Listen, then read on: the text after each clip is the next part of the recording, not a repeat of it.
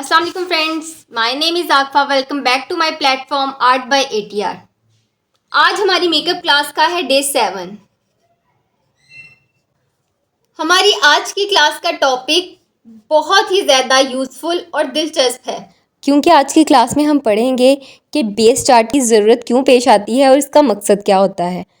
और base chart को discuss करने से पहले ये बहुत ज़रूरी है ताकि हम उसे सही तरीके से यूटिलाइज़ कर सकें। हम हमेशा बात करते हैं कि बेस सिर्फ एक स्टिक का नाम नहीं है, सिर्फ एक क्रीम बेस का नाम नहीं है, सिर्फ पैनकेक का नाम नहीं है, या सिर्फ फेस पाउडर का नाम नहीं है। बेस एक बहुत बड़ी टर्म है। ये कवर करती है डिफरेंट टाइप ऑफ बेसिस को। टेक्सचर के लिहाज से यहाँ पर हमारे पास 3 तरह की बेसिस आ जाएंगी, like cream base, water based base और पाउडर बेस। अब हम बात करते हैं हमारी क्रीम बेस में कौन कौन सी बेसिस कवर हो जाती हैं।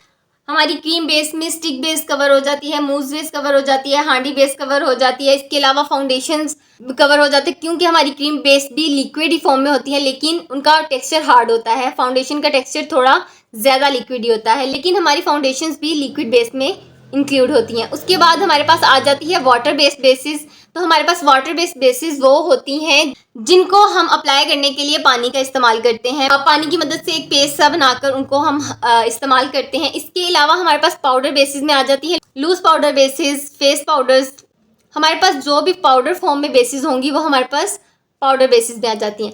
अब हम आ जाते हैं अपने बेस चार्ट के ऊपर। बेस चार्ट को इंट्रोड्यूस करवाने का बेसिकली मकसद यही है कि अगर टेक्सचर के लिहाज से आपके पास 3 तरह की बेसिस हैं, तो एक तो आपको ये पता होना चाहिए किस तरह से हमने इनको स्टेप बाय स्टेप लेकर चलना है। कभी भी आप अगर क्रीम बेस की बात करें तो आप एक टाइम पे 2 तरह की क्रीम बेसिस का इस्तेमाल कर रहे हैं। लाइक आप बेस के ऊपर फाउंडेशन अप्लाई कर रहे हैं 1 टोन लाइट जाने के लिए या 2 टोन लाइट जाने के लिए। आप मूस बेस के ऊपर क्रीम बेस इस्तेमाल कर रहे हैं। एक ही टाइम में 2 तरह की स्टिक्स इस्तेमाल कर रहे हैं आप।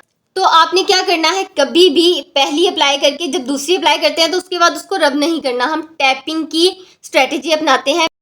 आप लोगों को बेसिस मिक्स करके एक नया कलर बनाने की स्ट्रेटेजी जब मैंने आपको बताई थी, उसमें आपने देखा था कि किस तरह से 2 कलर अगर आपस में हम मिक्स करते हैं तो उसमें कैसे एक तीसरा कलर जाहिर होने लगता है। इसीलिए अगर आप एक ही टाइम में एक या एक से ज़्यादा क्रीम बेसिस इस्तेमाल कर रहे हैं तो अगर आप उसको रब कर देंगे तो वो हो जाएगी मिक्स, और अगर वो मिक्स हो जाएगी तो वो कोई तीसरी टोन बना देगी बजाय इसके कि जो टोन आप लेना चाह रहे हैं। फिर हम बात करते हैं वाटर बेस्ड फाउंडेशंस की। तो ये मैंने आपको पहले भी बताया कि हम इसको अप्लाई करने के लिए पानी की मदद लेते हैं।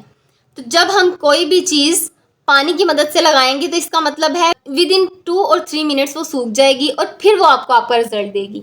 तो इसीलिए अगर आप एक वाटर बेस्ड अप्लाई कर रहे हैं तो उसको किस तरह से मैनेज करना है सूखने से पहले पहले कि लाइन वाजिया ना हो या कोई जगह हमारी अनकवर रह जाए। और अगर फिर आप इसके ऊपर अगर कोई क्रीम बेस्ड या पाउडर बेस्ड इस्तेमाल कर रहे हैं तो वो किस तरह से करनी है और किस स्टेप पे जाकर करनी है। इसी तरह हमारे पाउडर बेसिस हैं। पाउडर बेस को हम कभी भी पहले अप्लाई नहीं करते। हम बेस्ट ट्राई करते हैं कि हम अपने प्रोसीजर के किसी भी स्टेप में अगर जहाँ पर हमने पाउडर इस्तेमाल कर लिया है, पाउडर बेस्ड बेसिस इस्तेमाल कर ली हैं, तो उसके बाद हम अवॉइड करते हैं कि हमें क्रीम बेस्ड इस्तेमाल करनी पड़े। क्यों? क्योंकि अगर आप ब्लेंडिंग उसकी अच्छी नहीं कर पाते तो वो ज़र्रात की शक्ल इख्तियार कर लेती है। उसे फ्लॉलेस रखने के लिए हम अगेन टैप करने की टेक्निक आजमाते हैं। इन केस हमारी बेस क्रैक हो जाती है और हम अपने लास्ट स्टेप पे हैं जहाँ पर हम अगर अपना फेस पाउडर लगा रहे हैं या अपना लूज पाउडर लगा रहे हैं, तो इन दैट केस हम क्या करते हैं, उस क्रैक को छुपाने के लिए या उस क्रैक को हील करने के लिए हमें क्रीम बेस की ज़रूरत पड़ती है। अब आते हैं अपने बेस चार्ट की तरफ। तो बेस चार्ट में हमारे पास 3 स्टेप्स होते हैं। सबसे पहले हम अपनी क्रीम बेस का इस्तेमाल करते हैं। हमें कोई भी क्रीम बेस इस्तेमाल करनी है, मूस बेस इस्तेमाल करनी है, स्टिक बेस इस्तेमाल करनी है, फाउंडेशन इस्तेमाल करना है, जो भी करना है हम उसको अपने फर्स्ट स्टेप में प्रेफर करते हैं। आपको अगेन बताती चलूँगी, ज़रूरी नहीं है कि इन केस आपको दूसरे स्टेप के बाद दोबारा पहले स्टेप की ज़रूरत पड़ गई है तो वो काम हो नहीं सकता। काम हो सकता है लेकिन उसके लिए आपको थोड़ी मेहनत की ज़रूरत होती है। बट हम अपना बेस्ट ट्राई करते हैं कि हम स्टेप बाय स्टेप अपनी बेस को लेकर चलें ताकि वो हमें फ्लॉलेस और लॉन्ग लास्टिंग रिजल्ट्स दे। अब सेकंड नंबर पे हम लोग इस्तेमाल कर लेते हैं, अगर हम लोगों ने अपनी बेस में वाटर बेस्ड बेसिस का इस्तेमाल करना है, वाटर बेस्ड बेसिस का इस्तेमाल करना है, तो अगेन वही बात है कि इन केस आप अपने नीचे आपने एक बेस सेट कर ली है क्रीम बेस की, उसके ऊपर आप वाटर बेस्ड बेस इस्तेमाल करते हो, तो आपको एक बहुत अच्छी मैनेजमेंट चाहिए होती है कि आपकी नीचे वाली बेस कहीं से आपके ब्रश लगने से उस बेस में भी लाइन ना पड़े, और आप जिस वे से अपनी वाटर बेस्ड बेस इस्तेमाल कर रहे हैं उस बेस में भी कोई लाइन ज़ाहिर ना हो या उभर के ना आए। उसके लिए हम उसके सूखने से पहले पहले टैपिंग की मदद से अपने वाटर बेस्ड बेस को मैनेज करते हैं। नेक्स्ट हमारे पास आ जाता है पाउडर बेस्ड बेसिस। जब हम बात करते हैं पाउडर बेसिस की, तो उसमें हमारे ज़्यादातर इंक्लूड हो जाते हैं फेस पाउडर्स होते हैं या लूज़ पाउडर्स होते हैं।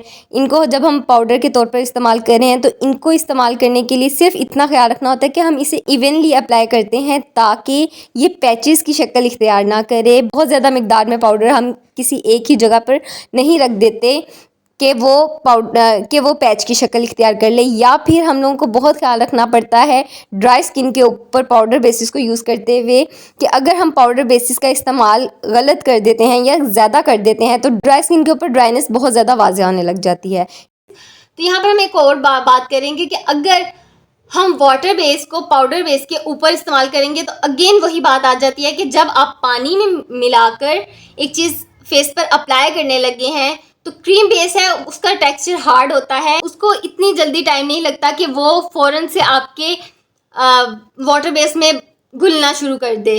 अगर आप एक तरीके से लगा रहे हैं तो वो फ़ौरन ऐसा कोई रद्द अमल नहीं देती। लेकिन अगर इनकेस आप पाउडर बेस के ऊपर बेस इस्तेमाल कर रहे हैं, वाटर बेस्ड बेसिस इस्तेमाल कर रहे हैं, तो वो आपको लिटिल ट्रिकी लगता है कि आपने मैनेज करना होता है कि फिर जो नीचे आपने फेस पाउडर लगाया उसने पूरे फेस को इक्वल सा कवरेज दे दिया है।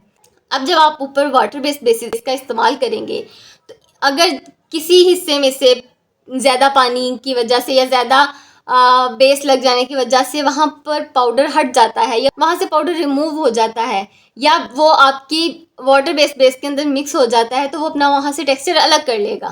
तो इस तरह मोस्ट प्रोबेबली आपको ये सिचुएशन फेस करने को मिलती है कि आपकी स्किन के ऊपर जब वाटर बेस्ड बेस सूख जाती है तो पैचेस बन जाते हैं। इंशाल्लाह कल की क्लास में आपको आपकी आसानी के लिए एक बेस चार्ट दिखाऊंगी जिससे ना सिर्फ आपकी मदद होगी कि किस तरह से आपने इन बेसिस को स्टेप बाय स्टेप लेकर चलना है, बल्कि आपने किस टोन के साथ कौन सी क्रीम बेस इस्तेमाल करनी है, कौन सी वाटर बेस्ड बेस इस्तेमाल करनी है और कौन सा पाउडर इस्तेमाल करना है और कैसे आप बेस की मदद से अपनी स्किन को 1 या 2 टोन लाइट शेड्स की तरफ लेकर जा सकते हैं।